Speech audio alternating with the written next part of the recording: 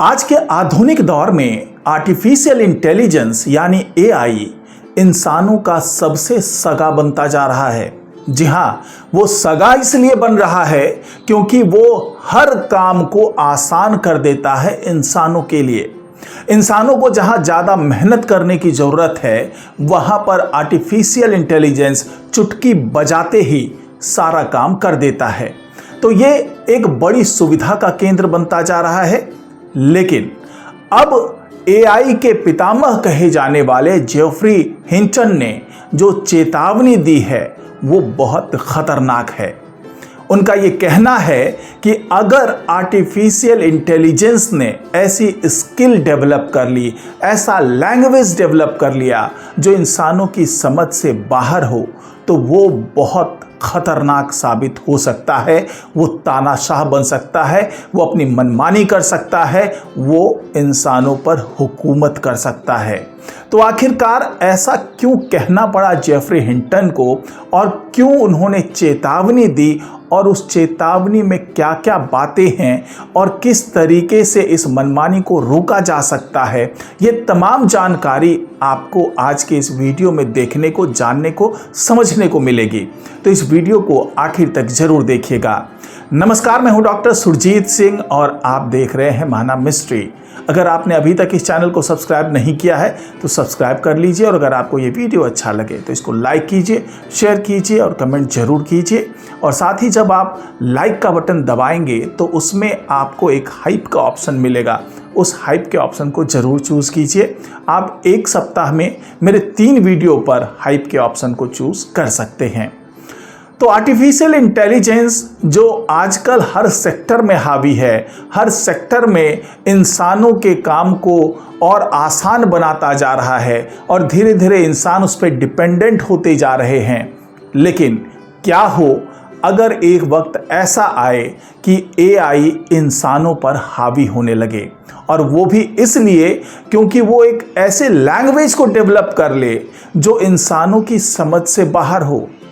उन्हें पता ही ना चले कि एआई आपस में बात क्या कर रहे हैं, वो क्या योजना बना रहे हैं, वो किस तरीके से इंसानों के लिए खतरनाक साबित हो सकता है। अगर ये पता ही ना चले तो क्या होगा। तो इसी को लेकर के godfather of AI Geoffrey Hinton की चेतावनी है कि एआई अपनी खुद की भाषा विकसित कर सकता है जिसे इंसान समझ ही नहीं पाएगा। अगर ऐसा हुआ तो हम एआई को पूरी तरह से नियंत्रित कर नहीं पाएंगे और ये बहुत ही मुश्किल हो जाएगा।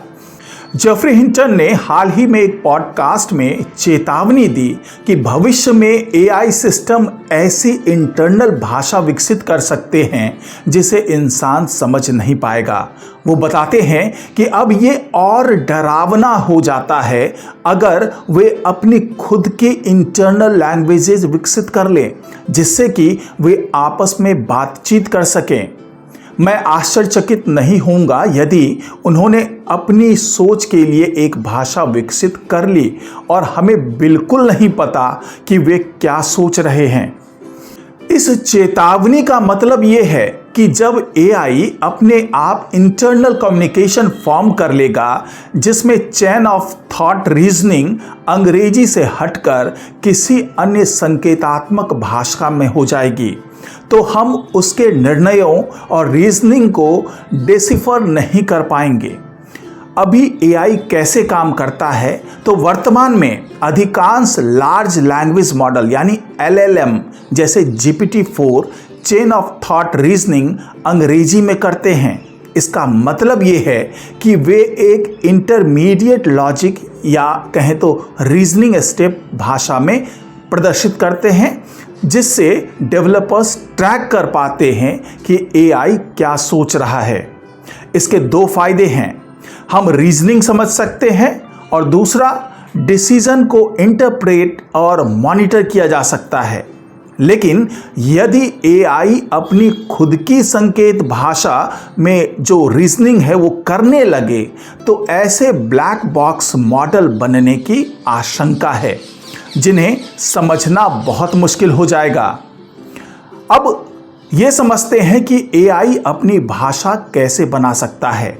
तो अब सवाल ये है कि एआई ये भाषा कैसे बना सकता है। तो उसके कुछ संभावित स्रोत हैं। तो उसमें से पहला है मल्टी एजेंट कम्युनिकेशन। जब कई एआई एजेंट मिलकर सीखते या काम करते हैं तो वे अपने खुद के एफिशिएंट कम्युनिकेशन फॉर्म भेज सकते हैं, जैसा कि पहले भी फेसबुक ने एक्सपेरिमेंट में पाया, जहां चैटबॉट्स ने इंग्लिश छोड़कर नई भाषा विकसित की थी। दूसरा स्रोत हो सकता है self improvement code writing. Hinton ने यह भी कहा कि एआई खुद अपना कोड मॉडिफाई करके खुद को इंप्रूव कर सकता है, जिससे नई सोच प्रणालियां स्वयं उभर सकती है। और तीसरा स्रोत हो सकता है इमर्जेंट प्रोटोकॉल्स। एआई जब बहुत बड़े डाटा और इन्हांस्ड मल्टी एजेंट सेटअप्स में प्रशिक्षित होते हैं तो वो सिग्नलिंग प्रोटोकॉल विकसित कर सकते हैं जो इंसान समझ नहीं पा सकते। अब ये समझते हैं कि इससे खतरा क्या है और इस अलार्म बजने का कारण क्या है और क्यों है। तो एआई की इस व्यवहार भाषा को समझने और रोकने में कठिनाई आने के पीछे कई खतरनाक जोखिम जुड़े हैं। पहला, ट्रांसपेरेंसी का खो जाना। अगर रीजनिंग ह्यूमन अंडरस्टैंडेबल भाषा में नहीं होगी तो हम एआई के मोटिव और स्टीरियस निर्णय को ट्रेस नहीं कर पाएंगे। इससे ओवरसाइट मुश्किल हो जाएगा। दूसरी वजह है डिसेप्शन इमर्जेंस। एआई धोखेबाज व्यवहार भी विकसित कर सकता है, जैसे कैपेबिलिटी छिपाने की कोशिश करना, शटडाउन से बचना या मानव नियमों को पार करना।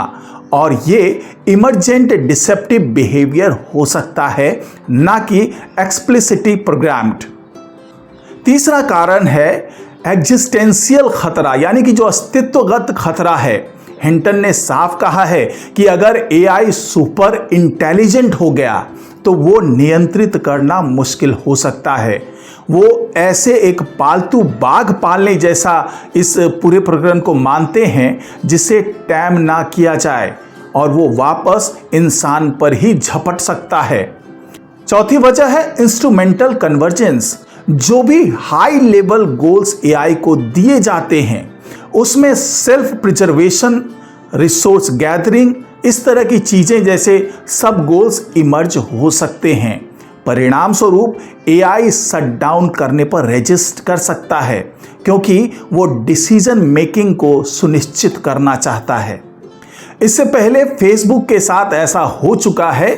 तो फेसबुक के पास हुआ अनुभव, फेसबुक के इंटरनल चैटबॉट एक्सपेरिमेंट में उन्होंने अंग्रेजी बेकार पाई और एक नया सिग्नलिंग लैंग्वेज विकसित कर दी, क्योंकि यह निगोशिएटिंग और कोऑर्डिनेशन के लिए अधिक प्रभावी था। इसलिए उन्होंने प्रयोग बंद कर दिया, क्योंकि फेसबुक वाले ये चाहते थे कि इंग्लिश में ही बातचीत हो और एआई कोई अपना अलग से लैंग्वेज डेवलप ना कर ले। हिंटन ये भी कहते हैं कि हम नहीं जानते कि वे कैसे इंटरनली मॉडिफाई हो रहे हैं, जो हिंट करता है कि उनके नेटवर्क रिस्ट्रक्चरिंग और सेल्फ इंप्रूवमेंट में ओपेकनेस है। इसके अलावा अलाइनमेंट प्रॉब्लम भी एक बड़ा खतरा है। अलाइनमेंट की समस्या ये है कि एआई को सही वैल्यूज और ह्यूमन फ्रेंडली ऑब्जेक्टिव से अलाइन करना, लेकिन यदि एआई खुद की भाषा में सोचने लगे तो अलाइनमेंट सुनिश्चित करना कठिन हो जाएगा। अब यहाँ पर सवाल ये उठता है कि इन सब खतरों को देखते हुए हम एआई को कैसे नियंत्रित कर सकते हैं। तो हिंटन के अनुसार रिस्क कम करने के लिए कुछ उपाय किए जा सकते हैं, जैसे एआई को शुरू से ही वैल्यू अलाइंड और मानव हितैषी बनाना चाहिए, ताकि वो सेल्फ डिसेप्शन या सेल्फ सेंटर्ड गोल्स विकसित ना करे। इसके अलावा हिंटन वैश्विक एआई सुरक्षा रिसर्च कंसोर्टियम की वकालत करते हैं, ताकि देशों और कंपनियों के बीच ट्रांसपेरेंसी और कोऑर्डिनेशन हो सके। तो कुल मिलाकर के जेफरी हिंटन ने जो चेतावनी दी है वो वाकई से अलार्मिंग है, क्योंकि एआई अगर बेकाबू हो गया तो सोचिए कि वो तमाम सेक्टर जो अब धीरे धीरे एआई पे डिपेंडेबल होते जा रहे हैं उसका क्या होगा। क्या एआई उसे अपनी तरह से इस्तेमाल करना शुरू कर देगा? लेकिन ऐसा नहीं है कि एआई हमेशा हमारे लिए खतरा ही रहेगा, बल्कि जेफरी हिंटन ने जो चेतावनी दी है उसमें उन्होंने समाधान भी दिया है और उन्होंने कहा है कि एआई को एक दायरे के अंदर रखना जरूरी है। यानी वो अगर अपने लैंग्वेज को विकसित करना चाहता है, अपने तरीके से काम करना चाहता है, तो उस पर रोक लगनी चाहिए, ना कि पूरी एआई के सिस्टम पे रोक लगाना चाहिए। यानी एआई को एक दायरे में बांधना जरूरी है। लैंग्वेज और कमांड वही हो जो इंसान उसको प्रोवाइड करे और इंसान के लैंग्वेज के हिसाब से, इंसानों के कमांड के हिसाब से ही एआई काम करे। ऐसा ना हो कि वो अपने फैसले खुद लेने लगे, अपने लैंग्वेज को खुद चूज करने लगे, अपने प्रोग्रामिंग को खुद चूज करने लगे। तो इस तरह के ओपननेस से या उसके लिमिटेशन को इस तरीके से बढ़ाने से बचना होगा और इंटरनेशनल लेवल पर इस काम को करना होगा। तो आज की रिपोर्ट में फिलहाल इतना ही। नमस्कार।